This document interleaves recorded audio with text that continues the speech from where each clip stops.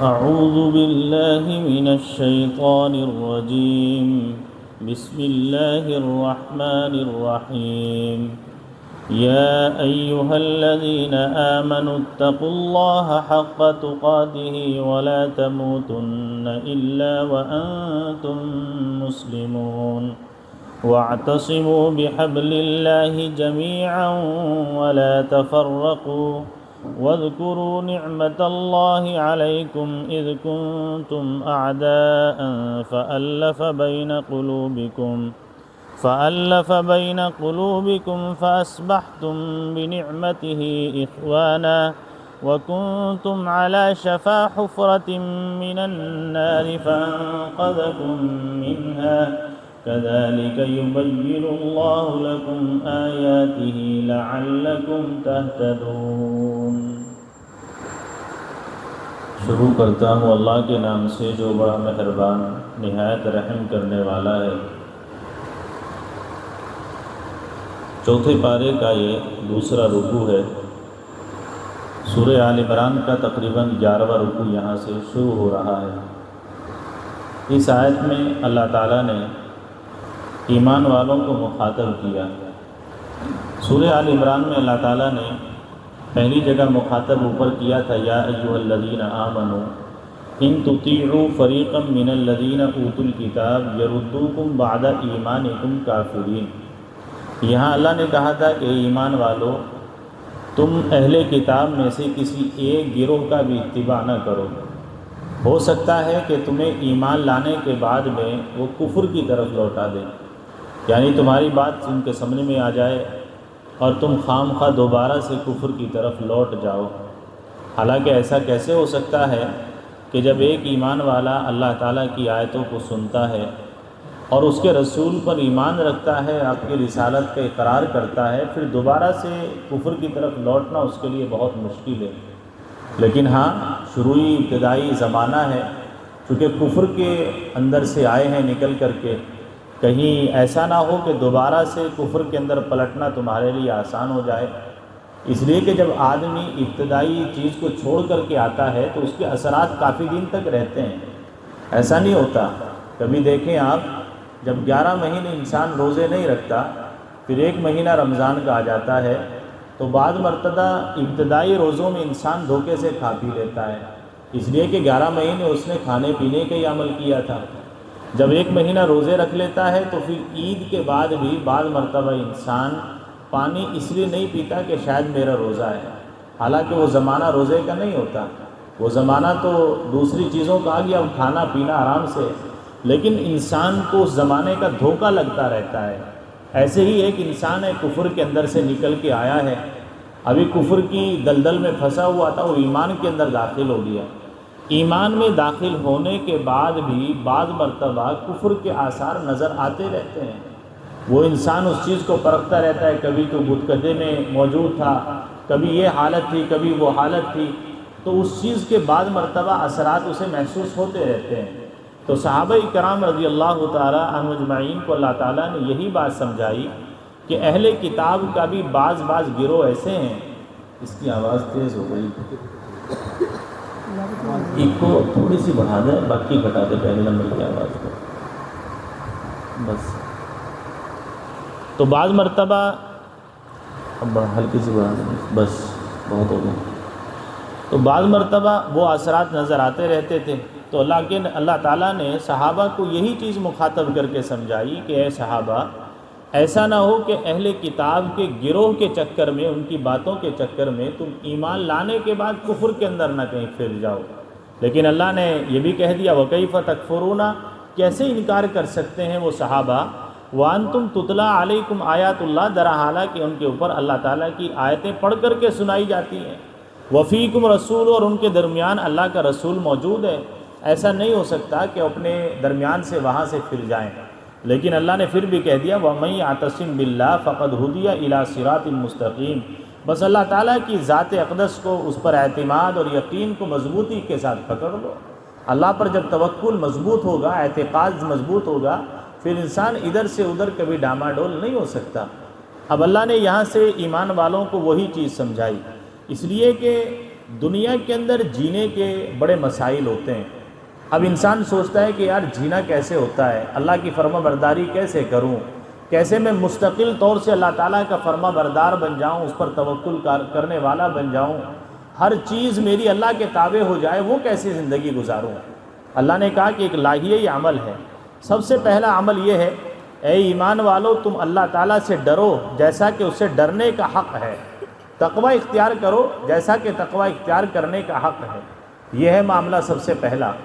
اب اللہ سے ڈرنے کا حق کیسے؟ صحابہ کرام رضی اللہ تعالیٰ اجمعین اس میں آ کر کے پشو پیش میں پھنس گئے۔ صحابہ سوچنے لگے کہ اللہ سے ڈرنے کا حق کیسے ہو سکتا ہے، کیسے اس سے تقوی اختیار کریں؟ اللہ تعالیٰ کی ذات اقدس تو بڑی اعلیٰ اور بلند ہے، اس سے ڈریں کیسے، کیسے اس کے معاملات میں آگے بڑھیں، کیسے معاملات اختیار کریں؟ تو صحابہ کرام رضی اللہ تعالیٰ اجمعین نے اللہ کے نبی علیہ الصلاۃ والسلام کو فرمایا، اللہ کے نبی اللہ سے ڈرنے کا حق کتنا ہے، کیسے ڈرا جائے، کیا معاملہ اختیار کرنا چاہیے؟ پھر اللہ کے نبی علیہ الصلاۃ والسلام نے وہی بات فرمائی کہ جہاں تک بھی تم سے ہو سکے اس کا ڈر اپنے دلوں کے اندر پیدا کر لو۔ وہ ڈر کیا ہے؟ انسان چلے گا پھرے گا، ہر گناہ سے بچنے کی کوشش کرے گا، تو بس یہی تو ڈر ہے۔ اور وہ چیز جو اللہ کے نبی علیہ الصلاۃ والسلام کو ناپسند ہے اس سے اپنے آپ کو بچائے، یہی اللہ کا ڈر ہے۔ لیکن یہ معاملہ نہیں ہے کہ انسان حد سے تجاوز کر جائے، اب یہ سوچے کہ میں ہر چیز میں اللہ سے ڈرتا ہوں، مگر یہ ہوا کہ وہ گھر سے باہر نکلنا اس نے بند کر دیا، انسان نے بولنا چالنا بند کر دیا، اٹھنا بیٹھنا بند کر دیا۔ یہ تھوڑا ہی ہوتا ہے، اتنا انسان اختیار کرے کہ اپنے آپ میں یہ محسوس ہونے لگ جائے کہ میں ہر چیز میں اللہ سے ڈرتا ہوں۔ یہ ہے اصل ڈرنا، یہ ہے تقویٰ، اور جتنا اس سے ڈرنے کا حق ہے اتنا ڈرا جائے۔ وَلَا تَمُوتُنَّ إِلَّا وَأَنْتُمْ مُسْلِمُونَ، اور نہ تم کو موت آئے مگر فرما برداری کی حالت میں۔ اس لیے اب یہ جملہ آگے اللہ نے اور سمجھا دیا کہ ایسا نہ ہو کہ تمہیں موت آ جائے اور تم نافرمان ہو۔ اب انسان کی زندگی کا بھروسہ کوئی نہیں، اسے موت کس وقت آ جائے کیا معلوم، کسی مجلس میں بیٹھے ہوئے آ جائے، چلتے آ جائے، بیٹھے ہوئے آ جائے، لیٹے ہوئے آ جائے، یا کوئی گناہ کرتے ہوئے آ جائے، اسے کوئی یقین نہیں۔ اللہ نے کہا کہ پھر ہر لمحہ اپنا ایسا بنا لو کہ تمہارے دل کے اندر اللہ کا ڈر اور خوف ہونا چاہیے۔ اگر تم بیٹھے ہو تو ڈر لے کر کے بیٹھو، لیٹے ہو تو ڈر لے کر کے لیٹو، اور کوئی تجارت کر رہے ہو تو ڈر لے کر کے تجارت کرو، چلنا پھرنا ہے تو اللہ کا ڈر دل میں رکھو۔ بس یہ ہے معاملہ۔ اب اگر انسان کو موت بھی آئے گی تو فرما برداری کی حالت میں آئے گی۔ اب آدمی کہتا ہے کہ جی اللہ نمازوں کی موت عطا فرمائے، مصلی پر موت عطا فرمائے، نماز پڑھتا نہیں، مصلی پر بیٹھتا نہیں۔ ایمانداری سے بتاؤ، نماز پڑھتے پڑھتے موت آئے گی اسے؟ وہ نماز نہیں پڑھتا تو نماز میں موت کیسے آئے گی؟ مصلی پر بیٹھتا نہیں ہے، مصلی پر موت کیسے آئے گی؟ اللہ نے یہی بات کہی کہ موت آئے تمہیں مگر فرما برداری کی حالت میں آئے۔ تو فرما برداری کی حالت میں موت جب ہی آئے گی انسان کو جب اس کی زندگی کا ایک ایک لمحہ اللہ تعالیٰ کے ڈر سے گزر رہا ہوگا۔ بعض مرتبہ ایسا ہوگا کہ 24 گھنٹے تو اس نے اللہ کی فرما برداری میں گزارے، مگر 1 گھنٹہ 24 گھنٹوں میں ایسا تھا کہ اس میں ذرا جھوٹ میں، تان کشی میں، چغل خوریوں میں، غیبت زنی میں ایک مجلس میں جا کے بیٹھ گیا، وہاں جا کر کے ادھر ادھر کی لگانی شروع کر دی، یار فلاں ایسا ہے، فلاں ایسا ہے، اسی وقت موت آ گئی۔ ایمانداری سے بتاؤ یہ فرما برداری میں مرا کہ نافرمانی میں مرا؟ یہی نافرمانی میں مرا۔ اللہ نے کہا کہ وہ گھنٹہ جو تمہارا غیبتوں میں تھا وہ بھی اس میں نہیں گزرنا چاہیے تھا، اس لیے کہ تمہیں اپنی موت کا نہیں پتا کب آ جائے۔ اس لیے تمہاری موت اگر آئے تو فرما برداری کی حالت میں آئے، نافرمانی کی حالت میں نہ آئے۔ وَاعْتَصِمُوا بِحَبْلِ اللَّهِ جَمِيعًا، اور اللہ تعالیٰ کی رسی کو مضبوطی کے ساتھ پکڑ لو، متفق ہو کر کے ایک ساتھ۔ وَلَا تَفَرَّقُوا، گروہوں میں مت بٹو، فرقوں میں مت بٹو۔ یہاں سے اللہ تعالیٰ نے دوسرا درس دیا، وہ یہ کہ اللہ کی رسی کو مضبوطی کے ساتھ پکڑ لو، ایک ساتھ جمی ایک ساتھ ہو کر کے، متفق ہو کر کے۔ ایک تو یہ ہوتا ہے جیسے بکریوں کا ریوڑ ہوتا ہے، ایک ساتھ ہوتے ہیں وہ، پھر اس کے بعد ایک مالک ان کو لے کر کے چلتا ہے، لیکن وہ جنسی اعتبار سے ایک ساتھ ہیں، عقلی اعتبار سے ایک ساتھ نہیں ہے وہ۔ آپ دیکھیں کبھی آزاد چھوڑ کر کے ایک بکری ادھر منہ مارے گی سڑک کے تو ایک ادھر منہ مارے گی، ایک پتے کو کھائے گی تو ایک گھاس کو کھائے گی، لیکن وہ جنسی اعتبار سے ایک ہیں، وہ ایک ساتھ چل رہی ہیں، ایک مالک ان کو لے کر کے چل رہا ہے۔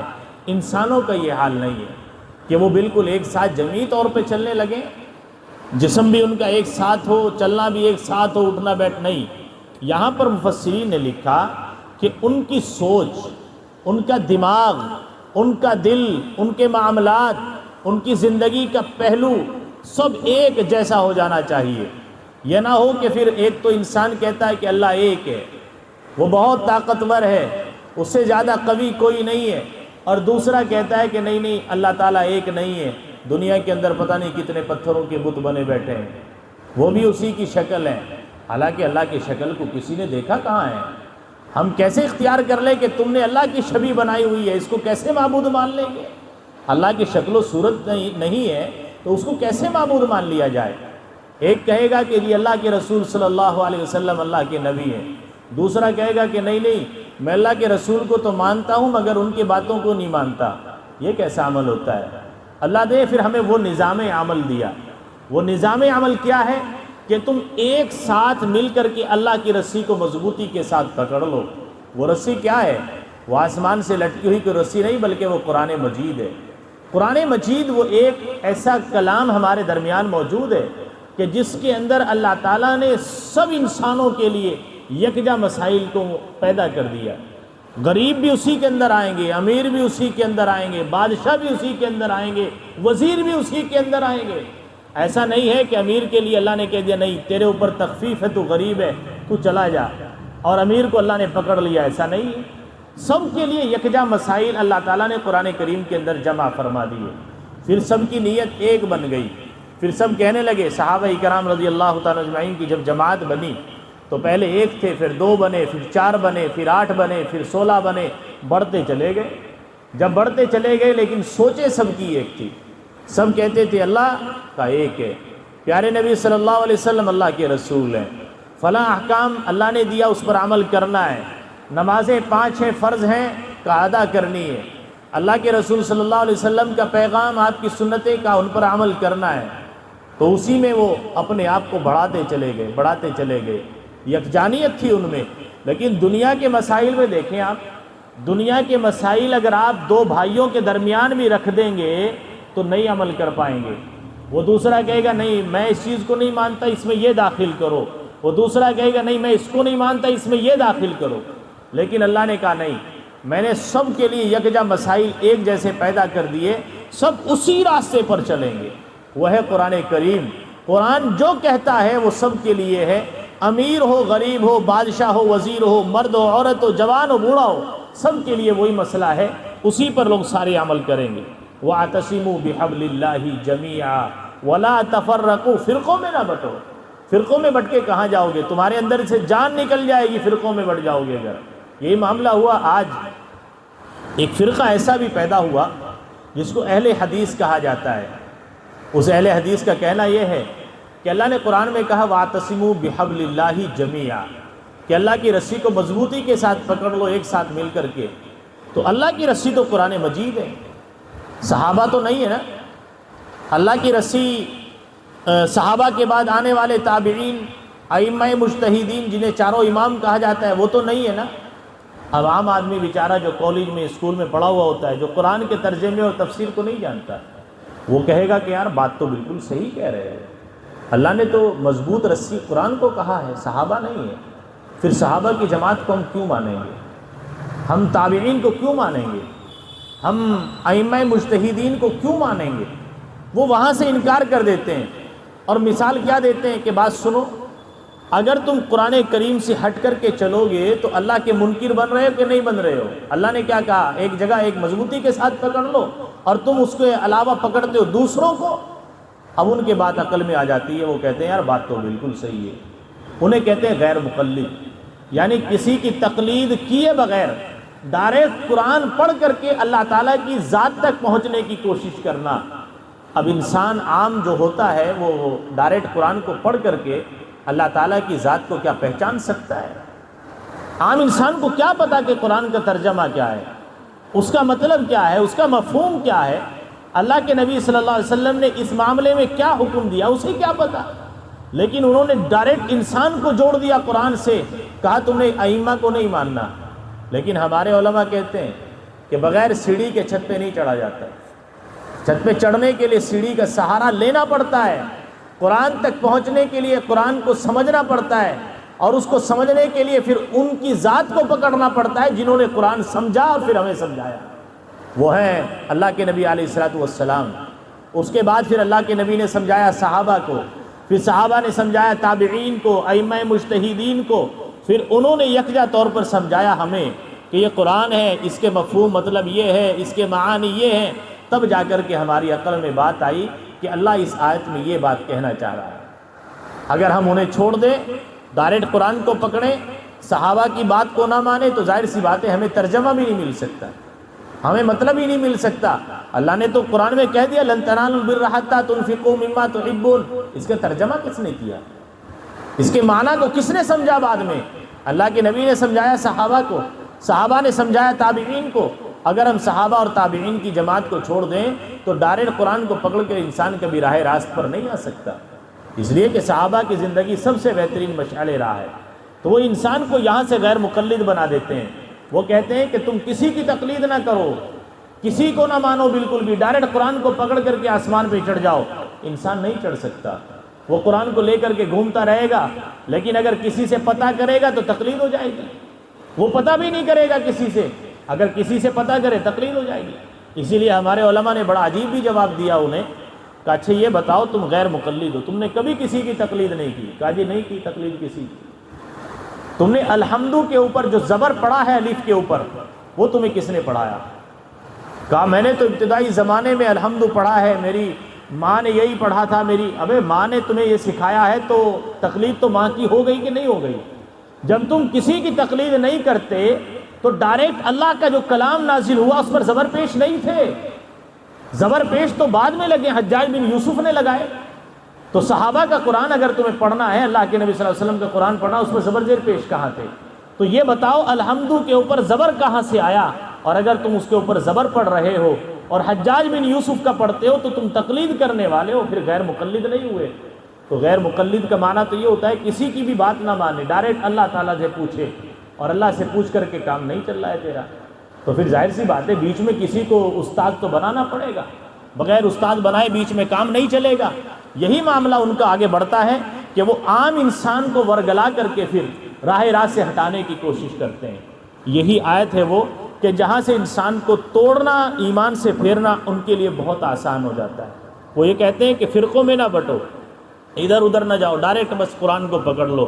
عام انسان بیچارہ پھر قرآن اور بخاری اٹھائے پھرتا ہے مگر اس کی بات سمجھ میں نہیں آتی۔ وَلَا تَفَرَّقُوا، اور فرقوں میں نہ بٹو، ادھر ادھر نہ جاؤ۔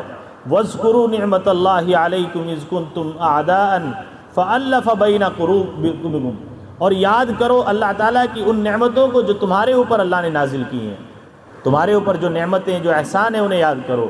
اذ کنتم اعداء، جبکہ تم آپس میں دشمن بنے ہوئے تھے ایک دوسرے کے۔ فالف بین قلوبکم، اور تمہارے دلوں کے درمیان اللہ تعالیٰ نے الفتیں پیدا کر دی، محبتیں پیدا کر دی۔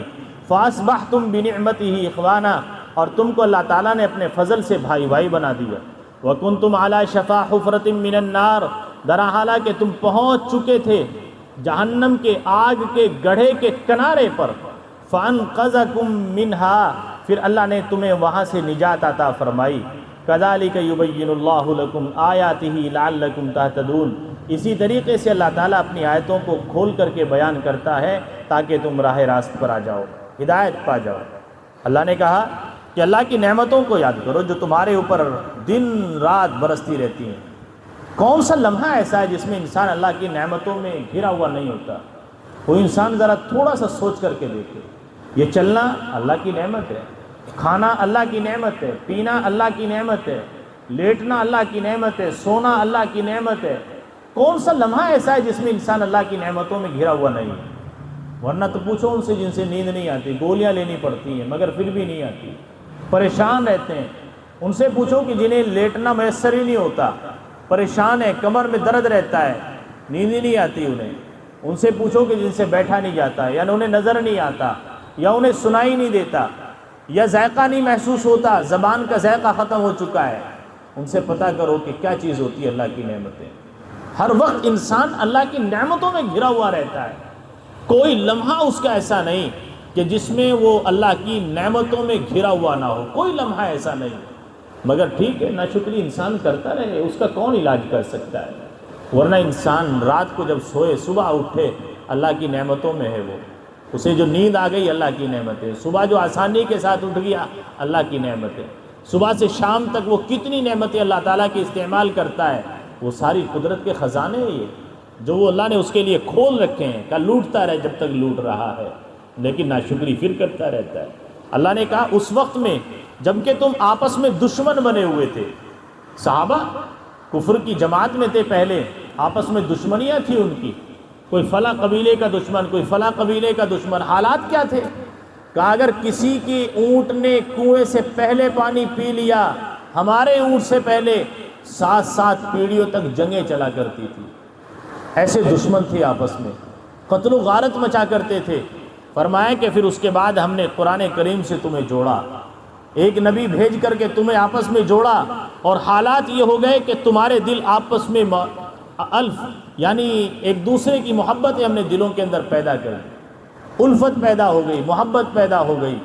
اب انسان دیکھے ذرا، ایک ایمان والا یہاں ہے اور ایک ایمان والا بوڑھیے میں بیٹھا ہے، یہاں والے وہاں ملاقات کے لیے جاتے ہیں، پوچھو ذرا تمہارے چچا لگتے ہیں کہ نہیں، تایا لگتے ہیں کہ نہیں، پھر کیوں جا رہے ہو وہاں؟ اس لیے کہ وہ قرآن سے محبت کرتے ہیں اور اللہ سے محبت کرتے ہیں، تو اللہ نے وہاں والے کے یہاں والوں کے دلوں میں پیدا کر دی کہ تمہیں جانا وہیں پڑے گا، جاؤ گاڑی کر کے وہاں پہنچو۔ جا رہے ہیں کہ نہیں جا رہے ہیں؟ کہاں مظاہر ہے، کہاں دیوبند ہے، کہاں لوگ جا رہے ہیں گاڑیاں کر کر کے کرایوں پر۔ کیوں محبتیں پیدا ہوئی؟ اس لیے کہ انہوں نے اللہ سے محبت کی، اللہ نے پھر ان کے دلوں میں محبتیں پیدا کر دی۔ ایمان والوں کا اللہ نے یہی معاملہ جوڑ دیا کہ تمہارے دلوں کے اندر آپس میں پھر میں نے الفتیں بھر دی، محبتیں بھر دی۔ فَأَصْبَحْتُمْ بِنِعْمَتِهِ إِخْوَانًا، اور تم کو آپس میں اپنے فضل سے بھائی بھائی بنا دیا۔ اب آپس میں بھائی بھائی بن گئے، لیکن آج دشمنیاں ہیں آپس میں، آج معاملات بکھر چکے ہیں، ورنہ تو حالات ہیں ایسے ہی۔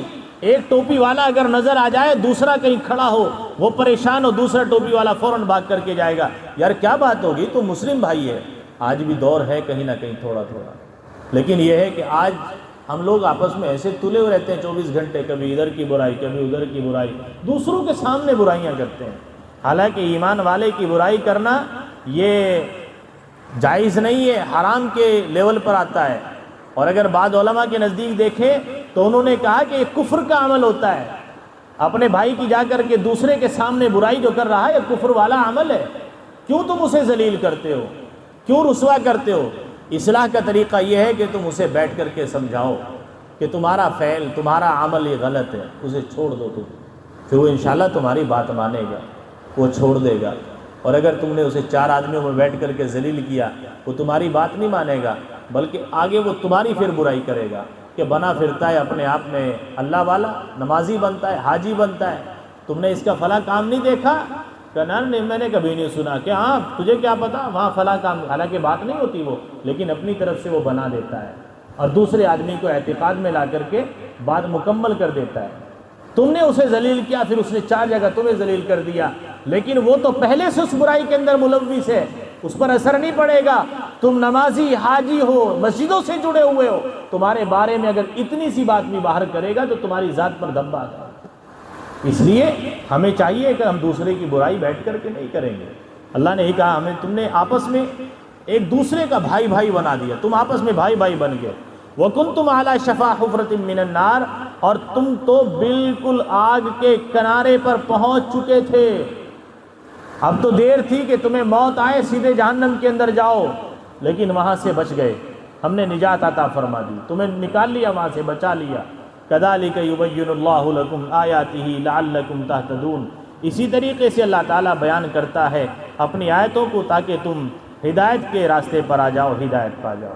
وَلْتَكُمْ مِنْكُمْ أُمَّةٌ يَدْعُونَ إِلَى الْخَيْرِ، اور چاہیے کہ تم میں سے ہو ایک ایسی جماعت جو بلائے خیر کی طرف۔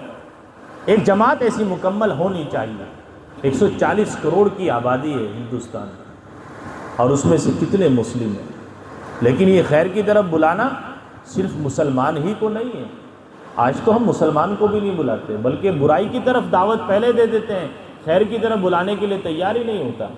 معاملہ یہ ہو چکا ہے آج۔ یہاں صرف ایمان والے کی بات نہیں، خیر کی طرف اسے بھی بلاؤ جو غیر ایمان والا ہے، اسے بھی کہو بھئی یہ کام تمہارے لیے اچھا نہیں ہے، اس کام کو تو برا کہا جاتا ہے، ادھر آ جاؤ تم۔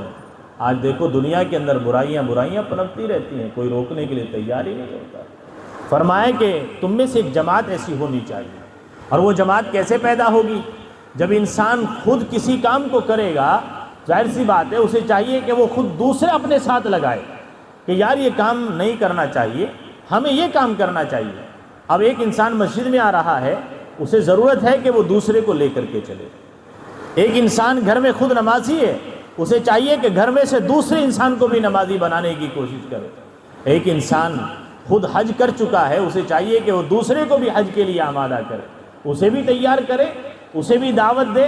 ایک انسان خود اللہ کے راستے میں نکلتا ہے، اسے چاہیے کہ وہ دوسروں کو بھی نکالنے کی کوشش کرے، اس کے سامنے پیغام پہنچائے کہ تمہیں اگر کچھ سیکھنا ہے تو نکلنا پڑے گا، تمہیں گھر سے باہر آنا پڑے گا، تب جا کر کے تمہارے دل و دماغ میں کوئی بات ایمان کی بیٹھے گی، اور تب تم صحیح راستے پر عمل پیرا ہونے کی کوشش کرو گے، تب اس کے لیے آسان ہو جائے گا۔ فرمایا کہ ایک جماعت ایسی ہونی چاہیے، اور اگر یہ جماعت ختم ہو گئی تو یاد رکھو پھر دنیا کے اندر قیامت برپا ہو جائے گی، سارے معاملات درہم برہم ہو جائیں گے۔ اچھائی کے راستے پر اگر چلانے والا، خیر کی طرف بلانے والا اگر کوئی نہ رہا تو دنیا کا نظام ہی درہم برہم ہو جائے گا۔ آج گھروں کے نظام کیوں بگڑتے ہیں؟ آپ دیکھو ذرا، گھر میں اگر 10 بیٹے ہیں، 8 بیٹے ہیں، 5 بیٹے ہیں، باپ بھی موجود ہے، ماں بھی موجود ہے، بہنیں بھی موجود ہیں، گھر میں اگر ایک انسان برائی کے راستے پر چل رہا ہے، اس کو اگر نہیں روکو گے تو دوسرا بیٹا بھی اسی راستے پر چلے گا، اس کو نہیں روکو گے تو تیسرا بیٹا بھی اسی راستے پر چلے گا، یہاں تک بہنیں بھی اسی راستے پر چلنا شروع ہو جائیں گی۔ لوگ کہتے ہیں نا کہ جی اس کے بھائی نے بھی یہی کام کیا تھا، اس کی بہن بھی ایسے ہی چلی گئی تھی جی، اس کی ماں بھی ایسی ہی تھی جی، وہ رواج چل جاتا ہے۔ اور اگر اس پر قدغن لگانے کے لیے وہی بندش لگا دی گئی، بات سن بیٹے، میں ہوں تیرا باپ، اگر تو نے یہ عمل کیا تو میرے ساتھ تیرا ناطہ ختم ہو جائے گا، میں پہلے ہی للکار رہا ہوں، شریعت کی مخالفت برداشت نہیں کروں گا، تو ظاہر سی بات ہے جب پہلے پہ قدغن لگ گیا دوسرا قدم نہیں بڑھائے گا، تیسرا قدم نہیں بڑھائے گا۔ لیکن جب برائیاں پنپتی ہیں، انسان نہیں روکتا، حالات یہ کہ پھر پورا گھر تباہ ہو جاتا ہے۔ یہ تو گھر کی استھتی ہے، اور اگر باہر کا ماحول لیں، اگر ایک انسان بھی خیر کی طرف بلانے والا دنیا میں نہیں رہے گا تو حالات درہم برہم ہو جائیں گے، پھر کوئی کسی کو نہیں ٹوکے گا، زنا کرو، چوری کرو، بدکاری کرو، بدفعلی کرو، ڈاکہ زنی کرو، برا بھلا کرو، کچھ بھی کرتے رہو، کوئی کسی کو روکنے ٹوکنے والا نہیں ہوگا۔ ضروری ہے کہ ایک جماعت ایسی مستقل محلوں کے اندر مسجد میں رہنی چاہیے جو لوگوں کو خیر کی طرف بلائے، وَيَأْمُرُونَ بِالْمَعْرُوفِ، اور اس کا کام ہونا چاہیے اچھائیوں کا حکم کرے، وَيَنْهَوْنَ عَنِ الْمُنْكَرِ، اور لوگوں کو برائیوں سے روکے، وَأُولَٰئِكَ هُمُ الْمُفْلِحُونَ، یہی لوگ ہیں جو فلاح کو پہنچنے والے ہیں۔ اگر یہ عمل کرتے ہوں گے، اچھائیوں کا حکم کریں گے اور برائیوں سے روکیں گے اور لوگوں کو خیر کی طرف بلائیں گے، بس یہی لوگ کامیاب ہونے والے ہیں۔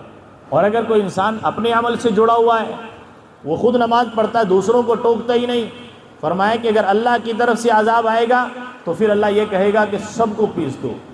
تو فرشتوں نے جا کر کے کہا تھا بنی اسرائیل کے دور میں، اللہ اس بستی میں ایک ایمان والا بھی تو ہے، کہ شروعات وہیں سے کرو، عذاب ڈالنے کی شروعات وہیں سے کرو، اس لیے کہ وہ اپنی فکر کیے ہوئے ہے، دوسروں کی فکر نہیں کرتا۔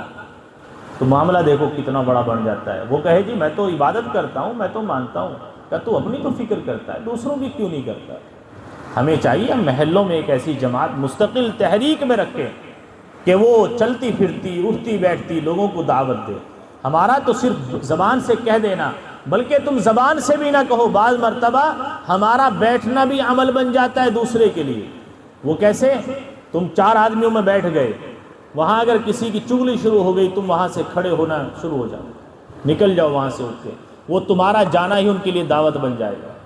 حالانکہ تم نے زبان سے کچھ نہیں کہا، صرف وہاں سے اٹھ کر کے چلے گئے، تمہارا جانا ہی ان کے لیے دعوت بن گیا۔ کل سمجھ جائیں گے کہ اگر ان کے سامنے کسی کی برائی ہوگی تو یہ ہماری مجلس میں نہیں بیٹھیں گے، کل سے وہ برائی نہیں کریں گے۔ ایسا ہوتا ہے، انسان بعض مرتبہ اپنے عمل سے بھی کسی کو دعوت دے سکتا ہے، ضروری نہیں ہے کہ زبان سے سمجھائے۔ یہ چیز پیدا ہو جائے تو بہت اچھا ہو جائے گا۔ وَأُولَٰئِكَ هُمُ الْمُفْلِحُونَ، اور یہی لوگ ہیں جو کامیابی کو پہنچنے والے ہیں۔ وَلَا تَكُونُوا كَالَّذِينَ تَفَرَّقُوا وَاخْتَلَفُوا مِن بَعْدِ مَا جَاءَهُمُ الْبَيِّنَاتُ وَأُولَٰئِكَ لَهُمْ عَذَابٌ عَظِيمٌ، اور نہ بنو تم ان لوگوں کے مانند جو فرقہ فرقہ ہو گئے، بٹ گئے آپس میں، ایک ایک گروہ میں بہت بہت گروہ بن گئے. مسلمانوں کی جماعت میں دیکھیں، غیروں کی جماعت میں دیکھیں، گروہ ہی گروہ بنتے جا رہے ہیں. جس کی عقل میں جو بات آ رہی وہ اپنی پارٹی الگ لے کر کے چل رہا ہے، جس کی عقل میں جو بات آ گئی اس نے کہہ دیا میں یہ کر دوں گا، وہ اسی طرف چل دیا اور لوگ اس کے ساتھ چل دیے.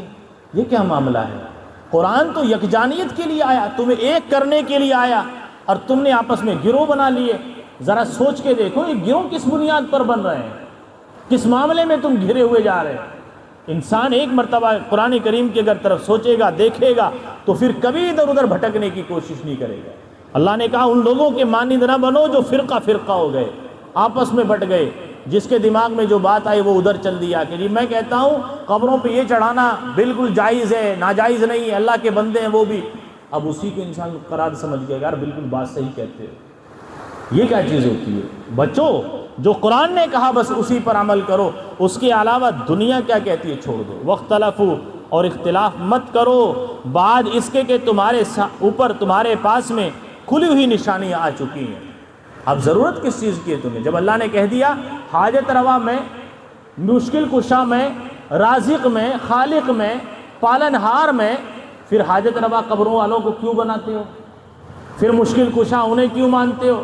جب میں نے کہہ دیا میں ہوں، یا تو میری مان لو یا ان کی مان لو، جاؤ چلے جاؤ. جب انسان اللہ کی نہیں مانے گا، کھلی ہوئی نشانیاں اللہ کی طرف سے آ گئی، پھر اللہ کہتا ہے جاؤ جہاں جانا ہے چلے جاؤ، مرضی ہے تمہاری. لیکن یاد رکھو مشکل کشا، حاجت روا، اولاد دینے والا، شفا دینے والا سب تو میں ہوں نا. خالق تو میں ہوں، پالنہار تو میں ہوں، ساری عملوں کے اندر تو میرا دخل چلتا ہے، سارے دنیا کا مالک اور خالق میں ہوں. ٹھیک ہے تمہاری سمجھ میں بات نہیں آتی تو چلے جاؤ، جا رہے ہو، لیکن کرامت یہی ہے پلٹ کے اللہ ہی کی طرف آنا پڑے گا، رجوع اسی کی طرف کرنا پڑے گا. تو اللہ نے وہی بات کہی بعد اس کے کہ تمہارے پاس میں کھلی ہوئی نشانیاں آ چکی ہیں. اختلاف مت کرو، آپس میں نہ جھگڑو، آپس میں بحث و مباحثہ نہ کرو. اب آدمی بعض مرتبہ بحث و مباحثے میں لگ جاتا ہے، بات پتہ نہیں ہوتی اسی میں بحث کرنے شروع کر دیتا ہے، حالانکہ مسئلہ پتہ نہیں ہوتا. علماء نے لکھا ہے غلط بات ہے. پتہ بھی اگر ہو تو فضول بحث مت کرو معاملے میں. انسان اپنے دل و دماغ سے بعض مرتبہ ایسی بات کہہ دیتا ہے کہ سامنے والا اگر اسے صحیح مان لے ہمارے لیے بگاڑ کا ذریعہ بن جائے گا، ہماری تباہی کا ذریعہ بن جائے گا. حالانکہ وہ بات صحیح نہیں، غلط ہوتی ہے، اس لیے ہماری تباہی کا ذریعہ بن جائے گا. بات اگر صحیح ہو بس وہیں تک بتاؤ جہاں تک پتہ ہے، اس سے آگے اگر بڑھ کر کے بحث کرو گے تو تمہارے لیے بگاڑ کا ذریعہ بن جائے گا. جیسے آج کل عورتوں میں ایک مسئلہ بڑا عجیب چلا، وہ بڑا عجیب سا لگتا ہے. عدت میں اگر عورت ہوتی ہے تو عورتیں اس سے جا کر کے کہتی ہیں کہ دیکھ ہم نے تو یہ سنا ہے کہ غیر محرم سے بات کرنا، اس کی آواز کو سننا ناجائز ہے، حرام ہے. حالانکہ بات کرنا کس معاملے کے تحت بات کرنا ناجائز ہے، اس میں بھی علماء نے طبقات بنائے. اب اسے کیا کہتی ہیں کہ کسی سے فون پر بات نہ کرنا. کہ کیوں؟ کہ بیچ میں کمپنی والے سنتے تیری بات کو، اور تو کمپنی والوں کو کیا پتہ بیچاری یہ عدت میں بیٹھی ہوئی ہے. کبھی کسی سے بات نہ کرنا. کہ کیوں نہیں کرنی؟ کہ تیری بات کمپنی والے سنتے ہیں بیچ میں بیٹھ کر کے، اس لیے وہ غیر محرم ہے، انہیں اگر تیری بات سنائی دے گی تیرا یہ جو عدت ہے وہ ختم ہو جائے گی، اس میں کراہت آ جائے گی، گناہ شامل ہو جائے گا. حالانکہ بات اگر کرنی ہو محرم سے تو کوئی جائز ہے، قباحت کی بات نہیں ہے. بیٹے سے بات کر سکتی ہے، بیٹی سے بات کر سکتی ہے. بیچ میں کمپنی والے سنتے ہیں، اس کو کوئی مطلب نہیں ہے، کمپنی والے سے کوئی شریعت نے کوئی تعلق نہیں جوڑا. بھائی اس کو پتہ ہے تیری بات کا یہ نہیں ہے. ایسے تو پھر مؤذن اذان دیتا ہے مائک میں، بیچاری وہ اذان کے الفاظ بھی سنتی ہے، بعض مرتبہ جواب بھی دیتی ہے، تو یہ مؤذن غیر محرم نہیں ہے؟ پھر تو اس کی آواز بھی سننے پر پابندی لگا دی جائے. یہ ایسے مسائل ہیں جو عورتیں اپنے آپ میں آگے بڑھ کر کے ان کے سامنے بیان کر دیتی ہیں. کئی مرتبہ ایسے مسائل سامنے آئے، کسی نے کہا کہ جی پیتل کے کڑے نہیں پہننے چاہیے. پیتل کے کڑے ٹھیک ہے، بعض چیزیں ایسی ہوتی ہیں کہ جن کے پہننے سے نماز میں کراہت آتی ہے، نہیں پہننے چاہیے. لیکن وہ کیا کہتی ہیں کہ جی ہم نے سنا ہے پیتل کے کڑے پہننے سے شوہر کی عمر میں کمی آ جاتی ہے. اب جن کا روزانہ جھگڑا رہتا ہے شوہروں سے، وہ تو یہاں تک چڑھائیں گی بیچاری اللہ جلدی مرے، میرا تو جھگڑا روز ہی رہتا ہے اس سے. یہ عجیب مسائل ہیں. ایسے سے مسائل آج کل پیدا ہو چکے ہیں کہ جن کا شریعت سے نہ کوئی تعلق ہے، نہ کوئی جوڑ ہے، نہ ملاپ ہے، بس جوڑ دیا انہوں نے. وہ آگے بڑھ کر کے کام کر رہی ہیں. اس سے اپنے آپ کو بچانا چاہیے. تو ایسے کام نہ کرے کہ جس میں اختلاف پیدا ہو جائے، جو واضح دلیلیں آ چکی ہیں بس انہی پر عمل کرے۔ وَأُولَئِكَ لَهُمْ عَذَابٌ عَلِيمٌ، اور یہی لوگ ہیں اللہ تعالیٰ نے جن کے لیے اللہ نے بڑا عذاب تیار کر رکھا ہے، عذاب عظیم، بڑا عذاب۔ اب وہ کتنا بڑا ہوگا واللہ عالم، پیچھے تفسیر میں آ چکا ہے کہ اللہ تعالیٰ کے تو ادنا سے عذاب سے بھی انسان کو ڈرنا چاہیے، اور جب کہہ دے اللہ بڑا عذاب تو پھر کتنا ڈرنا چاہیے وہ انسان خود سوچ سکتا ہے۔ ہم ادنا سے عذاب سے، تم ایک جسم کی ادنا سی انگلی گیس کے آگ پر رکھ دو ذرا، بس تمہیں پتہ چل جائے گا کہ عذاب کیا ہوتا ہے۔ یہ کئی دن تک ہائے ہائے کرا دے گی انگلی، حالانکہ پورا جسم صحیح سلامت ہے، ادنا سی ایک انگلی ہم نے آگ پہ رکھی ہے، لیکن یہ انگلی تمہیں کئی دن تک ہائے ہائے کرا دے گی۔ اب اللہ کا عذاب کتنا بڑا ہوگا، اور یہ سارا جسم اس عذاب کے اندر گرفتار کیا جائے گا، پھر انسان کیسے کیسے ہائے ہائے کرے گا اللہ ہی جانتا ہے۔ انسان اللہ تعالیٰ سے دعا کرتا رہے کہ اللہ ہم سب کی حفاظت فرمائے، قرآن کریم کے احکامات پر اللہ مکمل طور پر عمل کرنے کی توفیق عطا فرمائے، برائی کے راستوں سے بچنے کی توفیق عطا فرمائے۔